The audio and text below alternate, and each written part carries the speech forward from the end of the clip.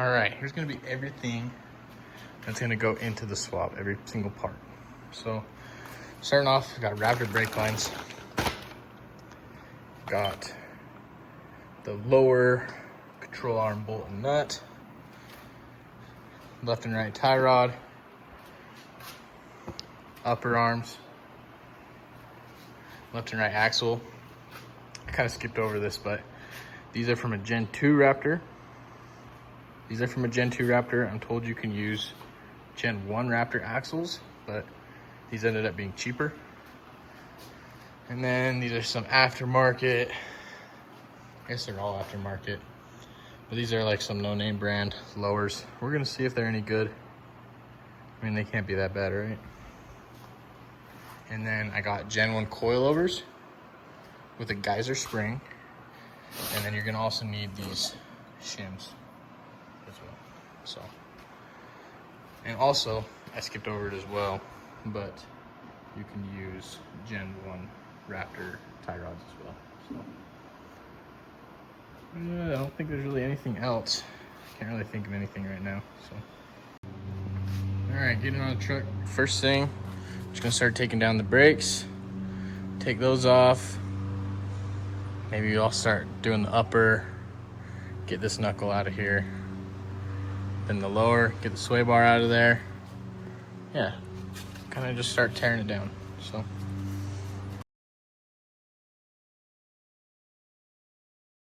Literally, first bolt. Off to a wonderful start. Oh, that's awful.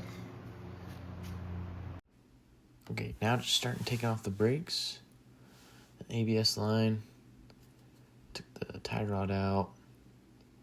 Working on that upper control arm on the knuckle. Also before this, I took that axle nut off, so that came out easier.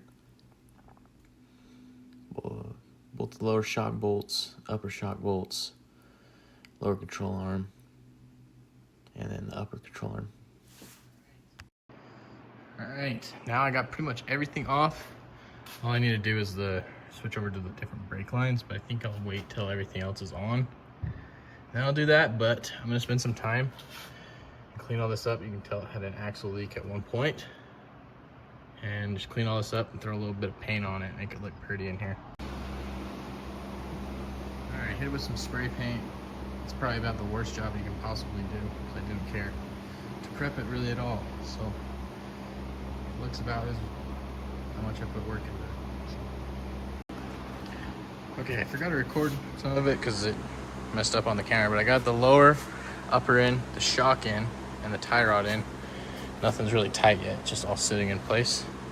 I did want to mention for the top, for putting these in with the spacers. So you'll see this one's out of order.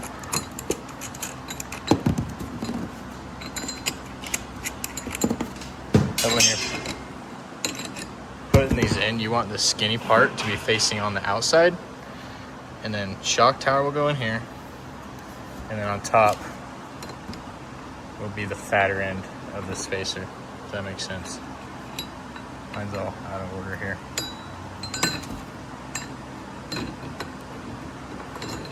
So it'll go like that with the shock tower in the middle. That's one thing I had to look around for, putting this in. Can't really see it there, but you can see the fatter end of these shims that are on the top. Getting back together is pretty straightforward. Just pretty much putting all the bolts in where you took them off. Hardest part is going to be getting that upper control arm onto that knuckle. So I just got some pry bars and pulled down on it against the spring, and it was able to go right in. But other than that, pretty straightforward.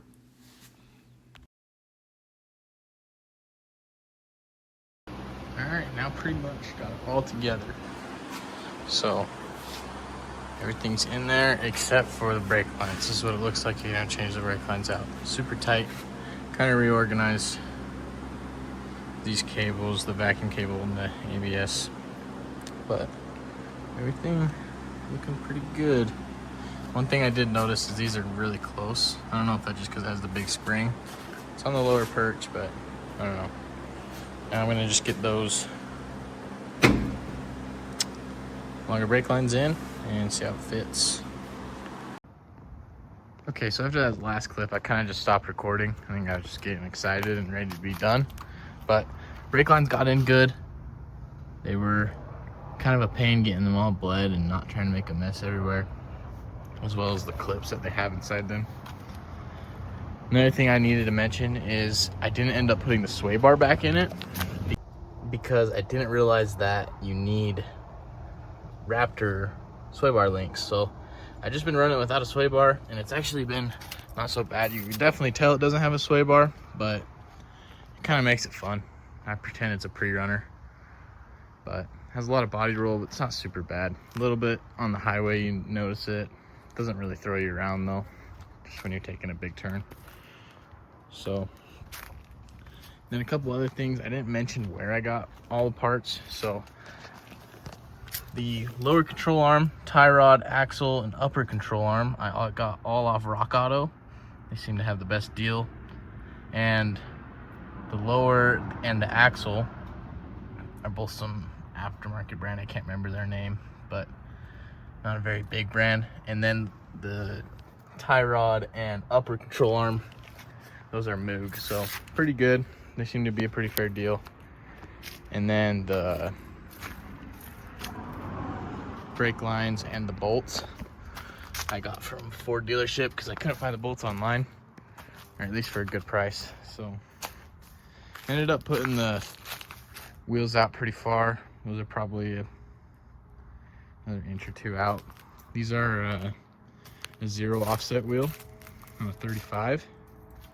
So poked it out quite a bit. I had to cut the bumper because it was hitting the inside of the bumper. I did a pretty horrible job, but it'll do. It's a pretty beat up bumper anyways, so. But yeah. And then I also had to throw a 2-inch spacer on the rear so I can get these leveled out, because it was looking really weird. Another thing I forgot to mention was where I got the shocks from. Shocks, I've just been watching Facebook Marketplace, and a deal came up locally on these Gen 1 shocks with the geyser spring. I paid $500 for them. I've seen them go for $500 to $800, but usually they're pretty beat up. So you just kind of have to watch for a good deal. Usually people have them listed way higher than they're actually worth. So, but I got a pretty good deal on these. Supposedly they were rebuilt 5,000 miles ago. How much I believe that, I don't know, but they're not leaking, so